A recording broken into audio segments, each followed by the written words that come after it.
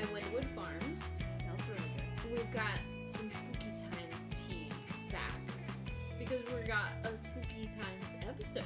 Woo! I'm all about spooky. Oh, you guys, this is so great. And this might be like a topic for like two topics, right? Because this is like a topic within a topic. But Jessica has this thing called the movie list of shame. Now, why are you telling everybody about this? Because the people need to know. Why do the people need to know? They deserve to know. How? What? Everyone, they just need to know. But anyway, so there's this thing called the movie list of shame that we've been working on for Jessica. Since you met me, like, what, 3 years ago? Yeah. It's been going well. And like, you've added so many more to it. It's going good. Yeah. And recently, because this year, season 5 of Stranger Things is coming out, I've been wanting, and I've been working on rewatching all of the current seasons of Stranger Things, and Jessica had never seen Stranger Things at all. I thought you were going to have a heart attack when I told you that. You were just like, You you stopped everything and found your phone and had to immediately put it into the list. Yes. It was pretty great. I put Jessica under an oath of no looking up spoilers at all. With the pinky promise, and I have been loyal. Yes. And we are all the way at season 4, episode 3. Oh, we finished the second episode last night. Yes. Yeah. So we're like real close. We're real close to finishing, to working our way through season 4. And so I thought it would be good to talk about your experience with Stranger Things so far. You have seen it. You have laughed at it. It's been so good. I've laughed. We've cried. So we've many screamed. tears. It's been so good because, like, for me, I've rewatched Stranger Things now multiple times. I mean, how can you not? Right.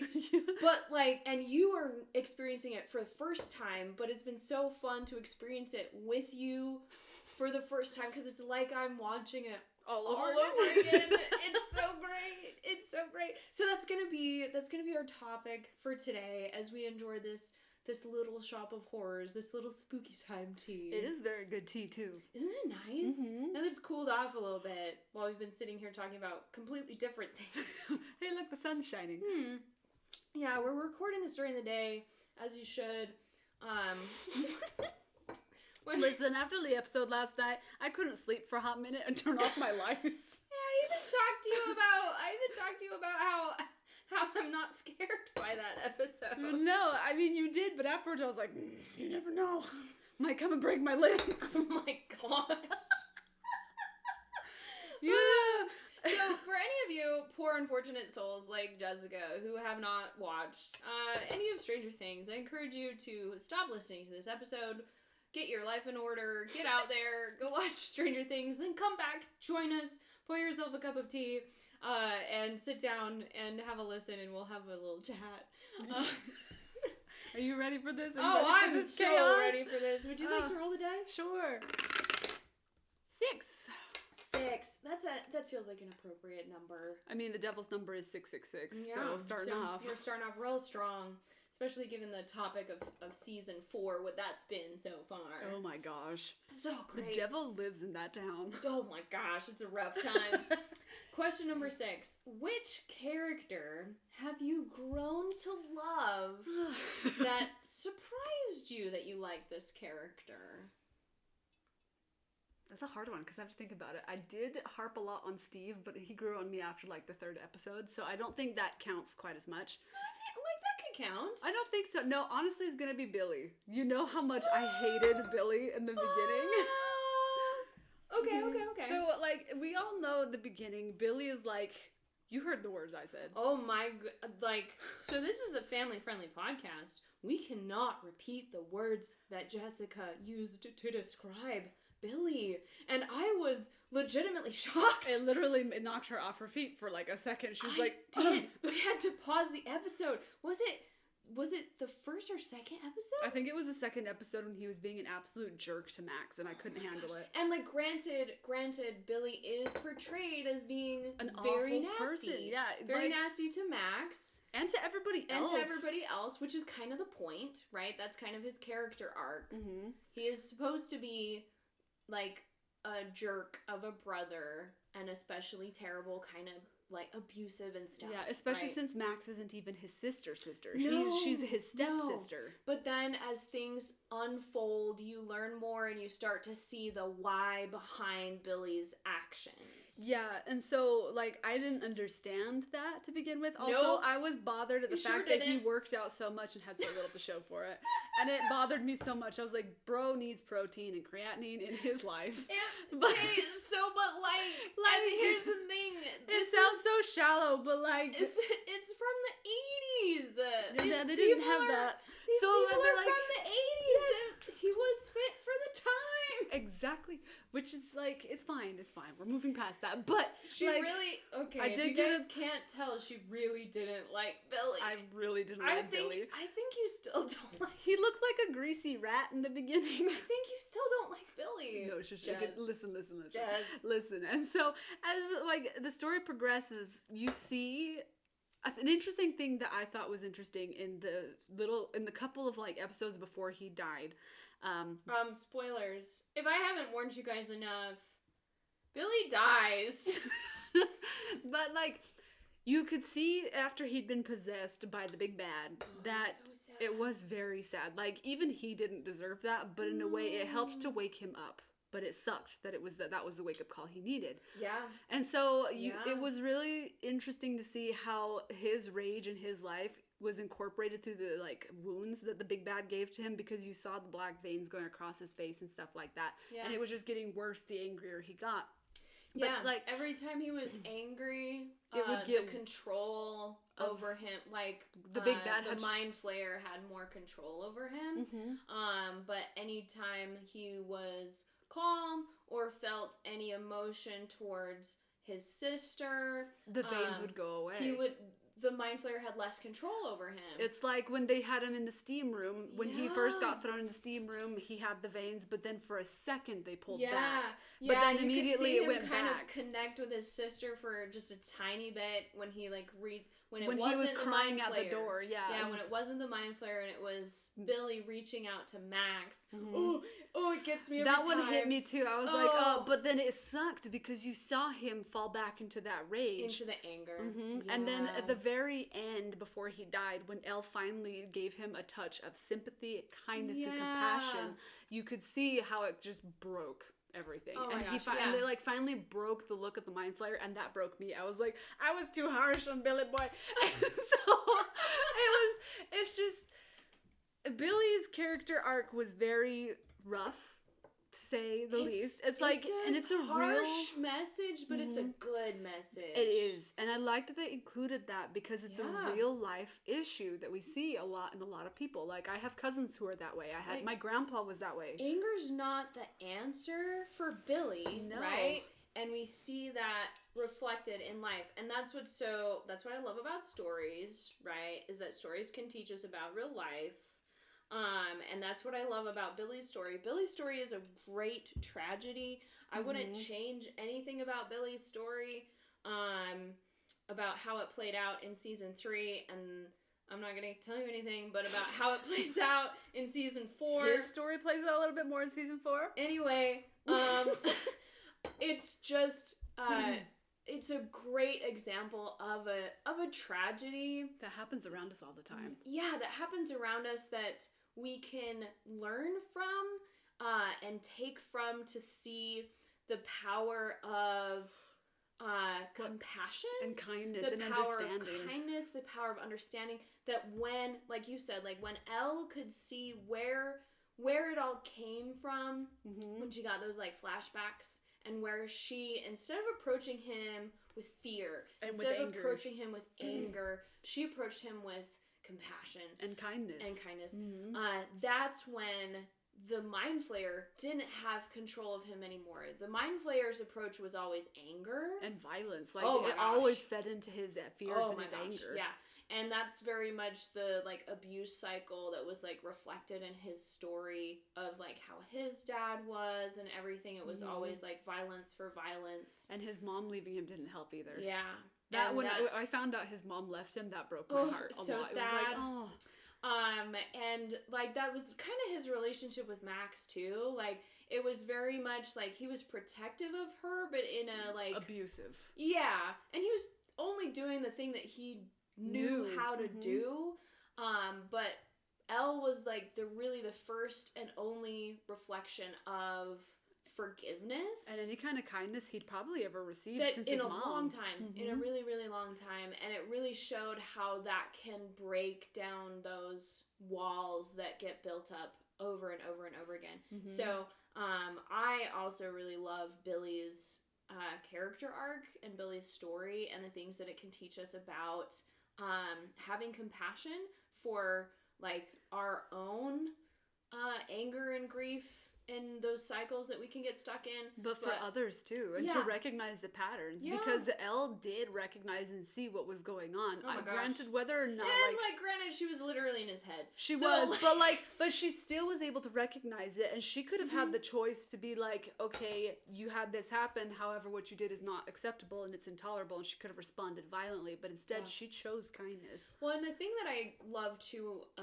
with him and his sister is when that he said I'm sorry at the end, that killed me. They were like, his sister knew he was the bad guy for like the majority of the season. Like knew that it was him. Honestly, for a while before anybody else suspected that he was involved in the disappearance of these other people, she suspected that he full murdered his coworker. She was like, yeah, my brother's full crazy. He probably murdered this girl. I mean, And then she learns about this whole other side of Hawkins and is like, not only is my brother a murderer, but he's probably demon possessed. Yeah. And she's like, behind that, but she's also still on Billy's side. She still feels compassion to him because he's family. Because she understands that he did offer protection and he offered to help her with things, and she's not going to throw that away. I love how Max's character straddles that line of she loves her brother, but she doesn't love what he does. Especially when we saw her set the boundaries of when she almost smashed him with the bat. Yeah. In that spot, because they finally both gained a respect for each other. Because after she sedated she him, was mad. Yeah. She was super mad. But like, you can see her basically make the choice of, I love my brother Billy, but I don't love this monster. No, and the things that he's doing. And we see her love carry over into this new season because it still bothers her a lot. That she lost. The monster's gone. Yeah, right? But she lost her The brother. mind flayer's gone. She recognized that, Billy made bad choices in his life. He was an angry brother. He was mean to her. Yada, yada, yada. But he was her brother and she loved him. The mind flayer made all these other choices. And she lost her brother because of the mind flayer. And she still is haunted by nightmares by that, which is a sad thing. And she loves her brother. And, like, her choice to still love her brother despite everything else and her previous relationship, as well as the struggle that she went through and that she saw him go through. Like, the writing. They did a good job. Oh, it's beautiful. They got the right people for the job. It really did. It really, really did. But I'm so glad that you warmed up to Billy. I did at the end when he died, and I was like, well, shoot. Once he's finally dead. Once he was dead, I was Once he was cold and in the ground. The one that killed me the most that died, though, was Alexi, but that's a whole nother. I didn't even need to work to love that man. He's just an adorable That was kind of the being. point of Alexi, I'm pretty sure, was to just be like, here's a cute, adorable little Russian man in glasses. We're gonna shoot him in the heart. And he loved strawberry icing. No, he liked cherry. He wanted the cherry. He never even got the cherry. No, he got shot. No, and he never tried a corn dog. It was sad. Oh. My heart has been ripped out so much. Jessica's been through a lot. Jessica's been through a lot. I've cried a lot. I'm gonna it's roll your turn this to roll. dice. 16. 16. Got another 6. Ooh, it's a sign. Yeah. Ooh. How would you classify this show? As a horror, a suspense, action, adventure, sci-fi, etc., etc. This is hard. I think for me, way back when I very first started watching it, when season 1 came out, I initially would have classified it as a, like, suspense. Yeah, I can see that. Especially, like, season 1, especially, like, a suspense. Yeah, everything else has been building up to horror, though. Especially this last season. Yeah. I've had to look away a lot. And there's things that don't bother me as much as it bothers you. Well, but that's I fine. don't know how much you see it in the non-waking world that I'm playing. Yeah, so. yeah. But, like, I do feel like it's evolved over time more into, like, the horror realm in which a lot makes of parts. sense with the way the story's carrying. Yeah, but I feel like the genre, if I had to pick a genre, it would be, like, horror suspense, probably. Yeah, because it does build up a lot before you see the monster. Yeah, because it just hangs out in the, like, what's gonna happen next. Yeah, you're at the edge of your seat. Whereas, like, your classic horror film is just, like... Stephen King type stuff. Yeah, and it is just from, like, ///// and it doesn't give you this, like, slow burn.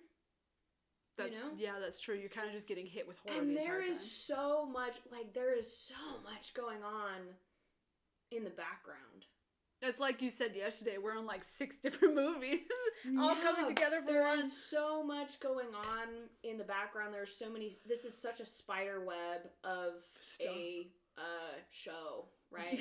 Yeah, I can't keep up with everything that's happening. Yeah, it's very much like action, suspense, horror. Like, there's so much going on. And, like, it straddles the line of sci-fi because you have the introduction of, like, this other realm and these powers and this kind of other technology. So it's not quite, like, it's not fantasy. It's very much science fiction-y. It is, yeah. Like, they have some fantasy with the Dungeons and Dragons aspect, but that's it's like not a true sideline. fantasy. No. It's playing with the line of science fiction. Yeah, Lord of the Rings is the fantasy. Yeah. Mm-hmm. This is delved into, like, we've used technology, like what we've seen the Russians now doing, and what we saw Hawkins' lab doing, to delve into this other. And we've unleashed something. A really nasty something. That we can no longer control, and that's where the horror comes in.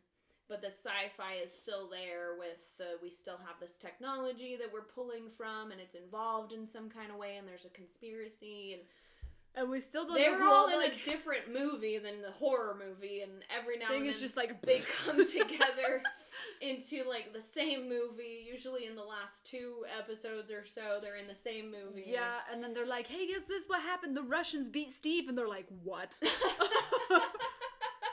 Oh, poor Steve. He's been through so much. From season 1, the boy has had his butt handed to him, and yet he still doesn't have any scars on his face. I love him. He's such a good bean. I did harp on him a lot in the beginning because of how he treated. Well, it's because of how he treated Nancy with the movie theater thing. That's so mean. He was just a dude. He was just a dude. He was just a normal dude in high school. He'd not been through, like, literally all of this. No, he found out when he went to Nancy's house and had the baseball bat. Was like, what's up? Yeah.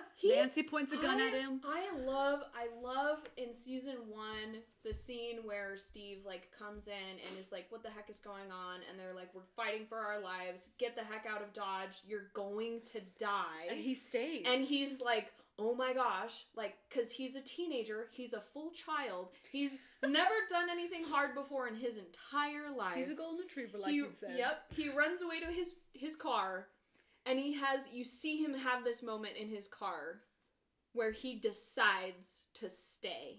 Mm-hmm. I love that. And then he stays, even though he gets beat up so much. Bad. He has decided to stay. And he helped the children in season 2. He never leaves. And he gets beat up so much. Homeboy has been beat up by the Russians. How does he not have brain damage? He probably does.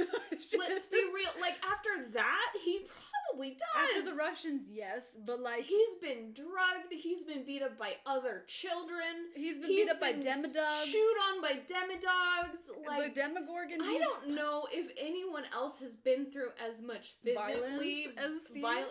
As Steve. But that one moment back in season 1 was, like, Steve's moment of, like, no, I'm gonna stick this out. And that's why I like him so much now. And he's never backed out after that, even though everything's so far above his head. And far above his control, and he tries. Yeah, he tries so hard. But you know he kept that bat. You know he still has that bat. It was in season 2. It was in season 2. Yeah.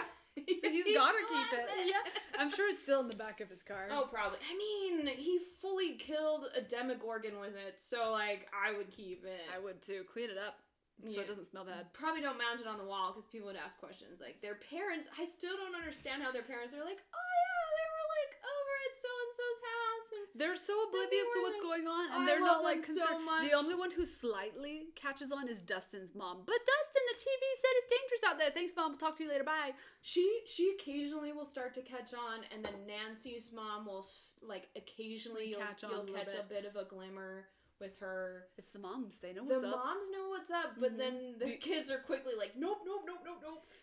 The only mom who knows what the frick is going on is freaking Will's mom. She's such a powerhouse. She is. I love her.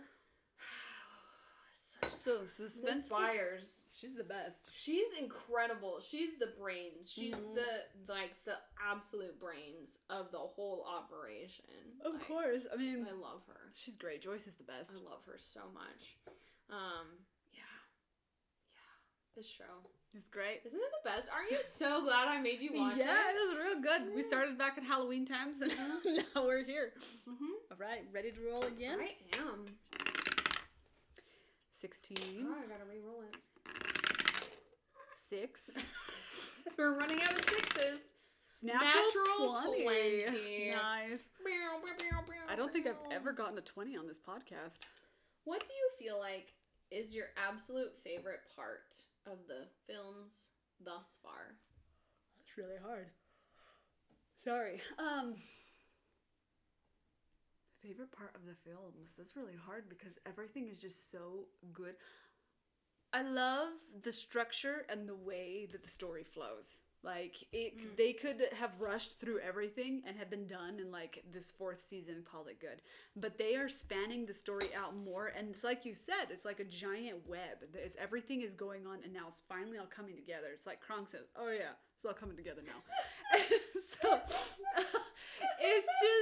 it's beautiful storytelling, and it's just done so well. They do a fantastic job on the monsters, on the CGI. The atmosphere is incredible. Like, for example, like last night when Nancy was at the trailer park, she was out talking to Ed's dad, and she left Freddy by himself. You notice before Freddy goes in the woods, it's really shiny, it's happy, it's beautiful. It's a beautiful day. Just a tiny little shift. There was a tiny shift. Sunlight. And you could see like a smidge of fog, but not really, because it's just like, okay. It starts to kind of come in through the trees. Yeah. But then when Nancy goes back, like after what was it? She left him for literally like minutes. It wasn't even that long. And she comes back and suddenly, boom, shift in frame and everything. It's dark, it's foggy, and you can see that she goes back into the regret of leaving Barb.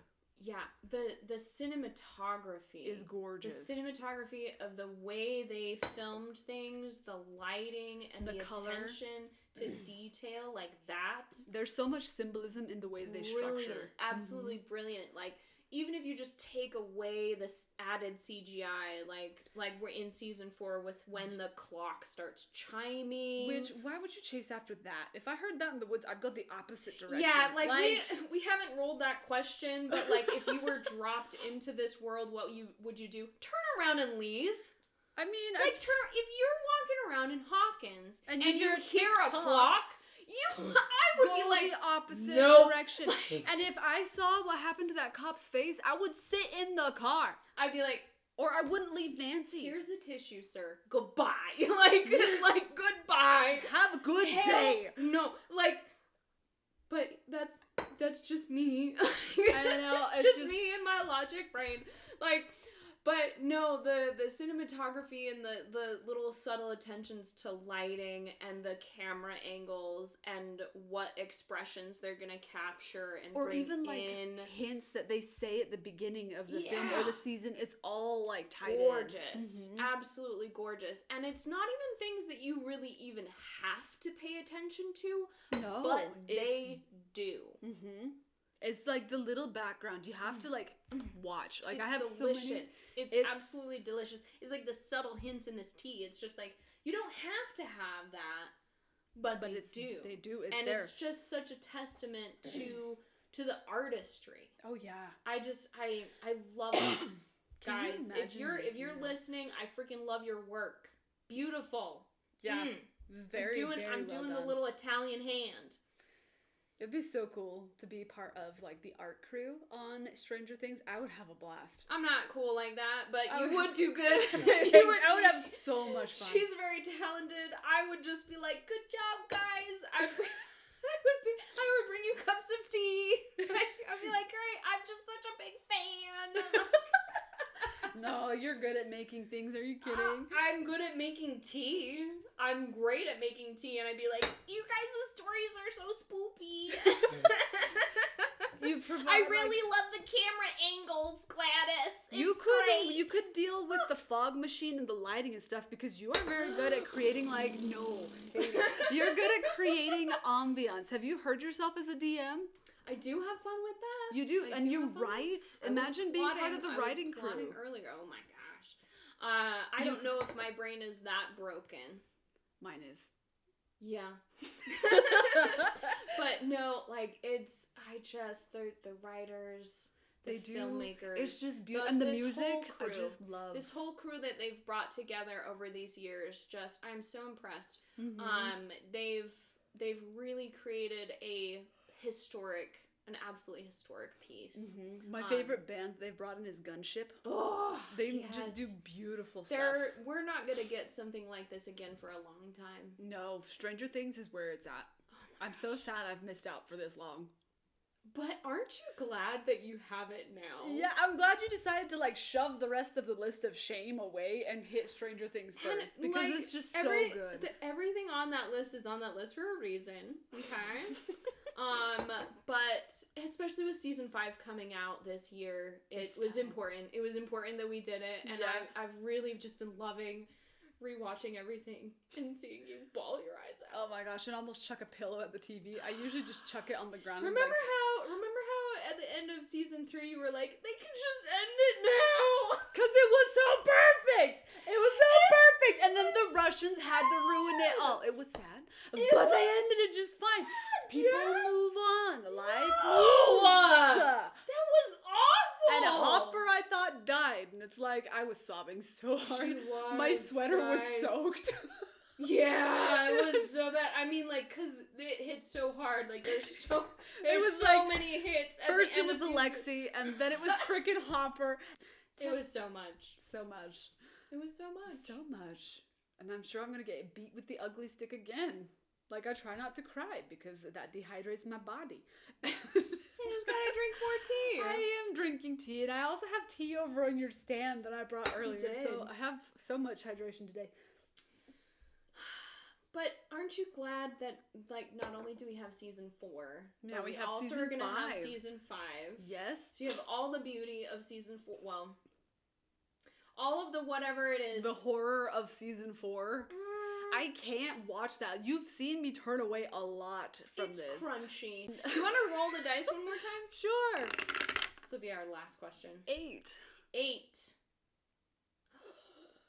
At what? No, we kind of already talked about this one. Roll again? Yeah, because you already talked about why you cried. 19. That was a very big gasp. If you had to be dropped into the Stranger Things world, aka Hawkins, where would you fit? What character archetype would you choose to be, and what would you do? That's real hard because it's like I would probably be like in the main crew, honestly, because I'm the kind of person that would be like, big bad, let me get a piece of that and let me fight that. Wow, okay. I mean, yeah, I could see you doing that. Mm-hmm. Yeah. I mean, I have all the things for it, so sorry, I didn't mean to slam my ring that hard. I could see you fitting in as like you have a fighter. Yeah, you have like barbarian. You have like a combination of like Nancy and Robin vibes. because you're like... I love puzzles and solving things. Yeah, you're like really sharp and super insightful, but you're also like, fight that. And I am very good with a gun. Yeah. Like Nancy was as soon as she got the pistol. She was just like ready to go, and so you're like a combination of the two of them.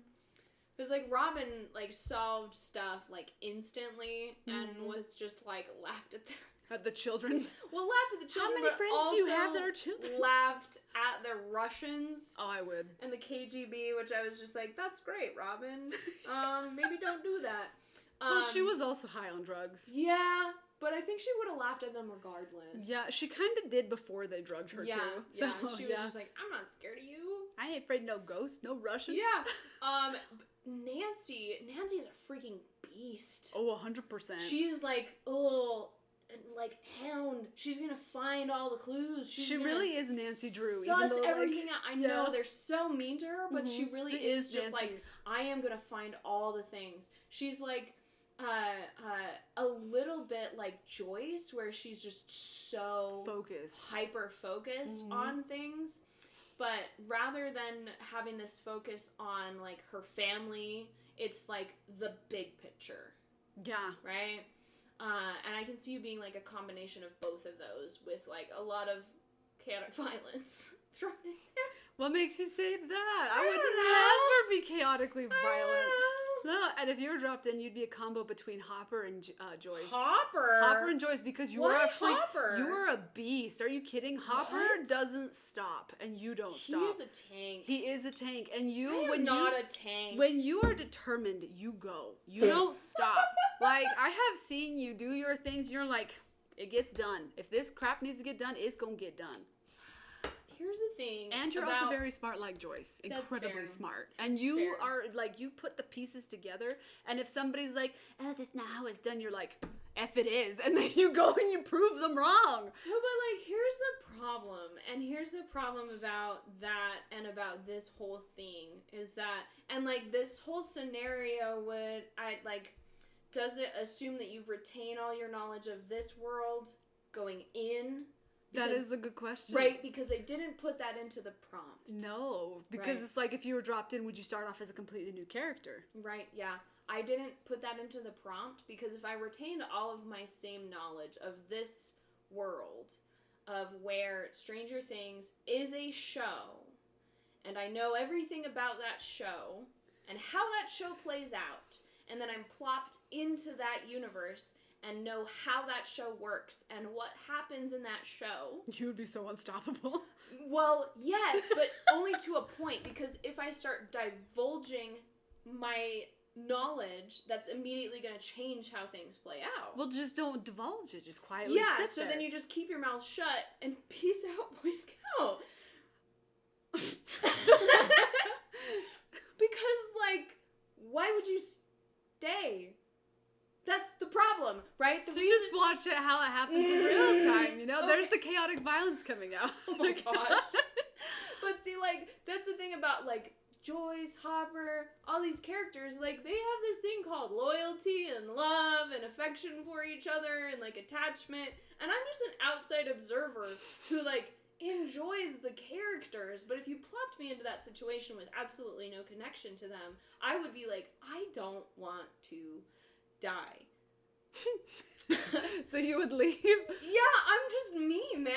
Like, I'm just me. So I would be like, if I have no, like, vested reason to, like, stay, kind of like Joyce did at the end when she was leaving. Yeah, because, like, for her it made sense to leave, right? Yeah. She all of the good reasons to stay were gone. And, like, as far as she knew, and as far as we knew, all of the bad things had been taken care of, so there was no reason to stay. True. But, like, if I got plopped in that universe, there's only bad and no good. So I would be like, hey, Hawkins, bye. You wouldn't even try to investigate? You wouldn't even go in? Why would I? Why wouldn't you? Because I'm just me. Katie, you are so much more than just you. Are you kidding? Have you met yourself? Jess, there is one person in this show who has superpowers. That's Elle. Yes. And she lost her powers right now. She doesn't have her powers right now. I'm just me. And granted, I did have a very impassioned speech about why I'm not afraid of Vecna last night. You did, because you explained his dad bod. So see? I'm still not afraid of Vecna. I also have a very healthy mental state, so there's that. But you don't know about that aspect of Vecna yet, so you aren't going to get into that. I don't think I would do good with Vecna. I've seen too many things. Anyway, it's just a thing. Like, even though, like, assuming that I went into the situation with all of my prior knowledge, like, let's say I get plopped into season 1, right? Which is the most tame out of all the seasons so far. Granted, yes. But let's say we get plopped into season 1, and it's gonna play out just like all the TV shows, and you know everything. You could help. But if you start helping, that's going to change the outcome. It's the time traveler paradox. So, if you change the outcome, you no longer know the future. Well, you don't even need to change the outcome. You can aid the characters to have that same outcome, because then the future won't necessarily change. Then what's the point of helping them? Because it's funny. What if you die? You died for a good cause. Oh my gosh. It's like, Bob, why did Bob have to die? I cried so hard, and then I cried again when you were like, Jessica, hold up, buckle up, Buttercup is gonna be rough, and I was like, tried to warn you. At the beginning of every episode, I'm like, buckle up, Jessica, and she's like, okay. But for Bob's, you didn't warn me about that. I was like, I wasn't ready to cry 5 minutes. I just sat down. So my answer to this question is that I would be myself. I would turn around and I would leave. And I would enjoy what I could of the 80s. From my understanding, it was good music, good food.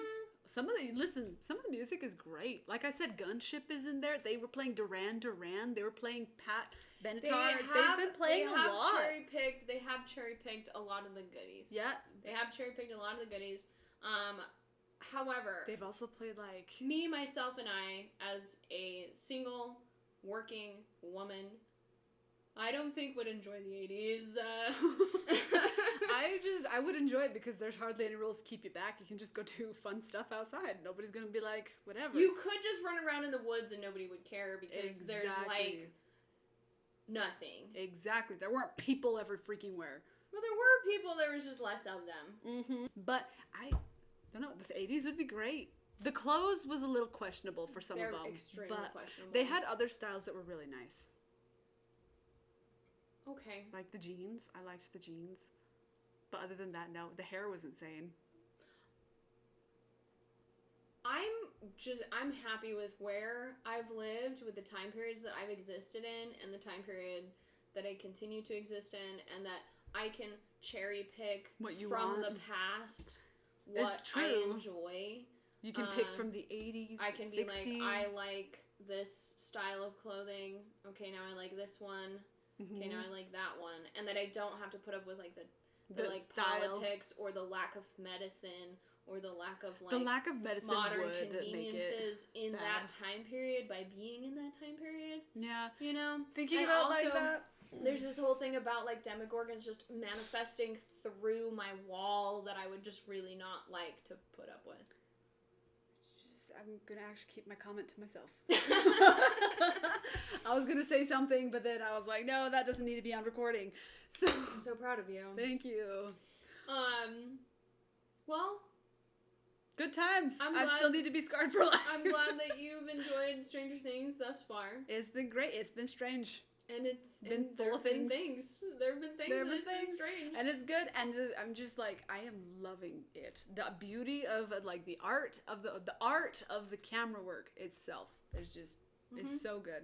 It's like I woke up this morning thinking like, despite all the tears and the fears. Sometimes it's not really like the fears, it's most of the tears. Most of the tears. Yeah. I've been crying a lot. About Alexi. Yeah.